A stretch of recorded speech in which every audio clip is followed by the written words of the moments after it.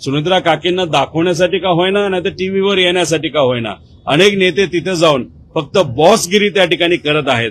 पण बॉसगिरी करत असताना तुम्ही बारामतीकरांवर बॉसगिरी करताय, हे मात्र त्या ठिकाणी कुठेतरी या सर्व निरीक्षकांचं चुकतंय. काकींच्या पोटनिवडणुकीच्या प्रचाराला तुम्ही जाणार आहात का आणि कधी तुम्ही प्रचाराला जाणार आहात? बारामतीमध्ये 2-3 दिवस त्या ठिकाणी आम्ही असणार आहोत. तिथं जाऊन काही ठराविक लोकांना भेटून त्यांना विनंती करण्याची आमच्या सगळ्यांची त्या ठिकाणी जबाबदारी आहे. याच्यात होतं कसं, खरं तर ही निवडणूक बारामतीकरांवर आपण ढकलून मोकळं व्हायला पाहिजे. झालं असं जे आम्हाला कळतंय की काही निरीक्षक तिथं जातात, निरीक्षक तिथं जाऊन बारामतीकरांना आदेश त्या ठिकाणी देतात. बारामतीचे पवार अजितदादांचे जे निष्ठावंत कार्यकर्ते होते, त्या कार्यकर्त्यांवर हे जे निरीक्षक तिथं गेलेले आहेत ते अधिकाराने बोलतात.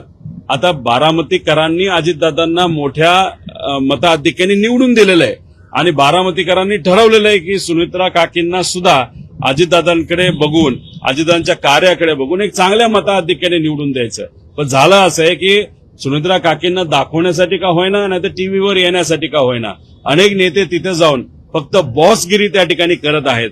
पण बॉसगिरी करत असताना तुम्ही बारामतीकरांवर बॉसगिरी करताय, हे मात्र त्या ठिकाणी कुठेतरी या सर्व निरीक्षकांचं चुकतंय. त्यामुळे कुठेतरी प्रचार करत असताना शांततेत लोकात जाऊन प्रचार करणं हे महत्वाचं आहे. दिखाव्यासाठी काही बाहेरून येणारे नेते जर तिथं प्रचार करत असतील, नाही तर नुसतं तोंड दाखवण्यासाठी तिथे येत असतील आणि त्याच्यात जर काही स्थानिक बारामतीच्या नेत्यांवर जर बोलत असतील तर ते योग्य नाही असं मला तरी वाटतं.